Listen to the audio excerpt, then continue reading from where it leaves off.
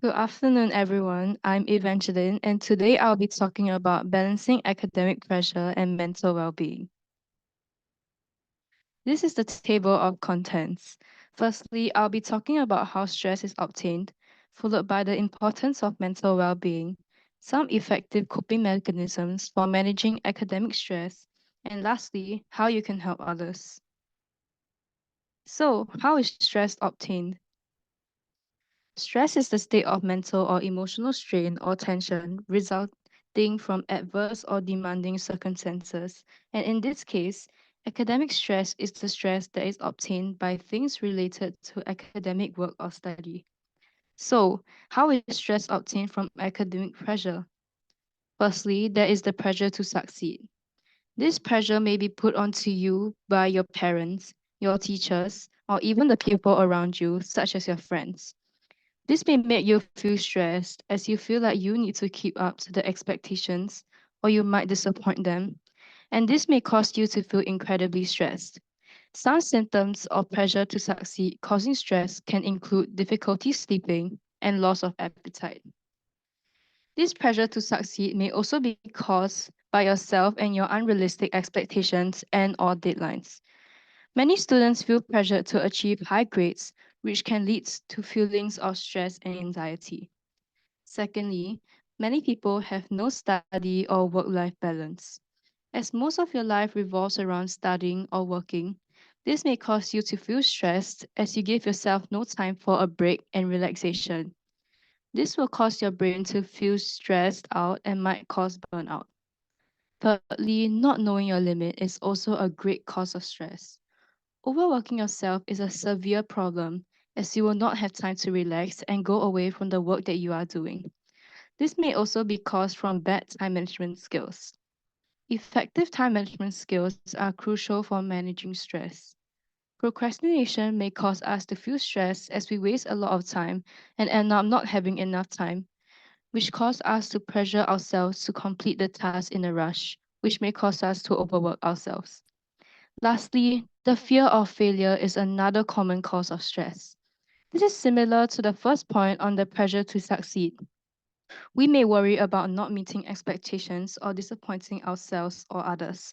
This fear can be paralyzing and lead to procrastination, avoidance, or other negative coping mechanisms, which may end up giving us more stress in the end.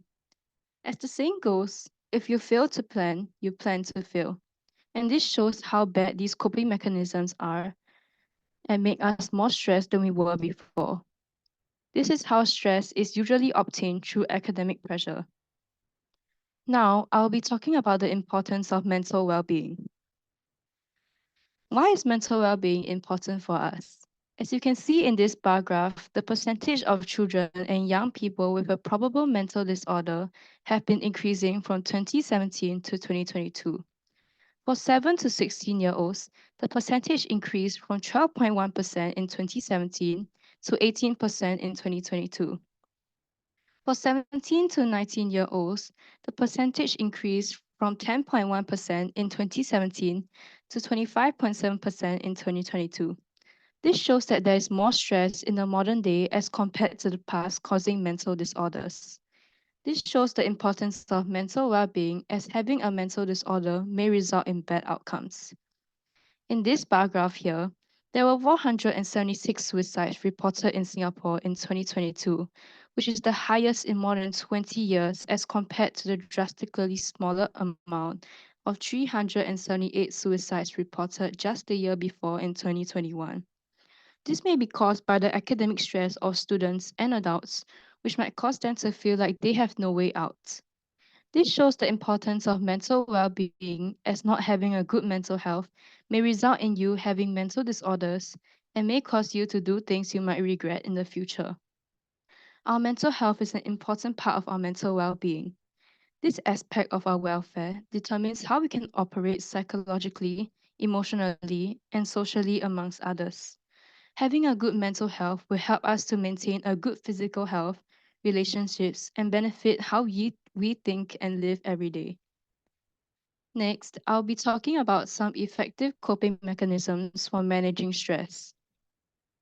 Of course, if I were to ask anyone in Singapore if they were stressed out due to studies, I'm pretty sure it is very unlikely that they could truthfully say no. So, how can we deal with stress? Firstly, you should unplug. Once in a few hours, you should stop what you are doing to relax. This will help you to feel more ready to work again and is also more effective for whatever you are doing, as your mind will be able to take in more information after a good break. An unplug can be as simple as going out to your window and taking a few deep breaths, or doing some breathing techniques such as the 478 technique right at your desk. Secondly, you can hang out with the people you love once in a while, as this will help your mind and body to relax and also help you feel happy, as hanging out with the people you love will help you to forget about all the stress that you have going on in that moment, which will help you to release some stress. Thirdly, you should do what you love. This will help to take your mind off stress, as doing what you love, such as listening to music or even running, will help you to live in the moment and help to release some of the stress, which will also help you to have a better mental health in the long run. Lastly, if you are facing too much stress that you cannot deal with, you can ask for help from your parents, trusted adults, or even friends. Even though you might feel this is embarrassing for you, sometimes others can help you more than you can help yourself sometimes. If you don't feel comfortable revealing your mental health issues to those around you, there's always other forms of seeking help from others, such as the various mental wellness help schemes, such as the Samaritans of Singapore, SOS, or sending a care text or email, which will help you while ensuring that you remain anonymous. And this brings me to my last point. How can you help others, or in turn, how can they help you? As mentioned earlier, firstly, being a listening ear to your friends can help, as venting out their anger can help them more than you think, as this will make them feel like they are listened to and are not the only one in this situation. Benefits of social connections like increased happiness and living a longer, healthier life. No matter how we connect with others, it helps us improve our health, stress, and overall quality of life. Secondly, you can give them support, such as helping them with schoolwork can help to take off some of the stress from their plate, which will help them to manage stress.